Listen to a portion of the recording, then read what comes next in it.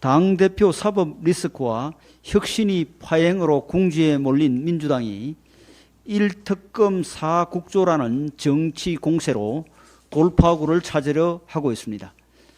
민주당 내부에서도 특검 국정조사 5건을 동시에 하는 건 불가능하다라는 말이 나오는데 국회를 특검과 국조로 가득 채워 정쟁으로 뒤덮겠다는 민주당의 비현실적인 선언이 기가 찰 뿐입니다. 특검 국조 요구 5건은 누가 봐도 특검이나 국정조사를 하기에 적합하지 않습니다. 최상병 사건은 검찰의 문턱도 가보지 못했을 뿐 아니라 아직 경찰 수사도 시작되지 않았습니다. 서울 양평 고속도로는 국토부가 주민, 전문가, 민주당 의견을 들어서 처리하겠다는 입장을 이미 밝혔고 우리 당 또한 언제든지 상임위를 열어주겠다는 입장입니다. 잼버리 문제 또한 감사원 감사가 막 착수한 단계이고 민주당이 준비기간 6년 중 5년을 허송세월한 문재인 정권의 책임을 현 정부에 덮어 씌우려 한다는 것을 온 국민이 알고 있는 상황입니다. 오송 지하차도 사고도 마찬가지입니다. 검찰이 이미 책임 소재 규명을 위한 조사를 진행하고 있음에도 국회에서 국정조사를 실시해 또다시 국민의 슬픔을 정쟁 소재로 삼겠다는 것입니까? KBS 이사장 해임건 또한 민주당의 내로남불 행태를 보여주는 또 하나의 사례에 불과합니다. 문재인 정권 내내 지속된 방송장악 시도로 인해 KBS, MBC 등이 편파 불공정 시비로 몸살을 앓고 있다는 사실을 모르는 국민이 없습니다.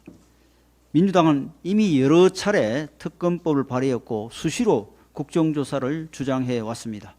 대통령실 관저 이전, 서해 공무원 사건 감사, 북한 무인기 침범, 한일 정상회담 등 과연 국정조사에 적합한 사안인지 납득이 안 가는 것들이었습니다. 국민적 관심을 끌지 못하고 여론의 지지도 받지 못해 결국 허지부지 된 것이 대부분이었습니다. 그러자 마치 마트에서 인기 없는 과자를 세트로 묶음 판매하듯 국민의 관심을 끌기 위해 최근의 정쟁을 모아서 1특검 4국조라는 정략적 이벤트를 기획한 것입니다.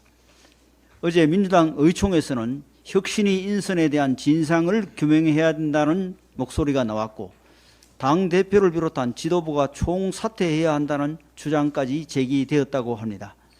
민주당 지도부는 이럴 때 시끌벅적하게 특검과 국정조사를 한다면 폭발 직전인 내부의 불만을 정부로 돌리고 당대표에게는 방탄 갑옷을 제공하는 일석이조의 효과를 거둘 수 있을 거라고 생각하는 것 같습니다. 하지만 이렇게 정략적인 방탄 행보에 몰두할수록 국민의 정치 혐오는 더욱 심해지고 민주당으로부터 민심은 점점 멀어질 뿐이라는 것을 깨달아야 합니다. 재정준칙도의 보호출산제, 수혜 관련 법안 등 여야가 뜻을 모으기만 한다면 8월 국회를 충분히 생산적인 국회로 만들 수 있습니다.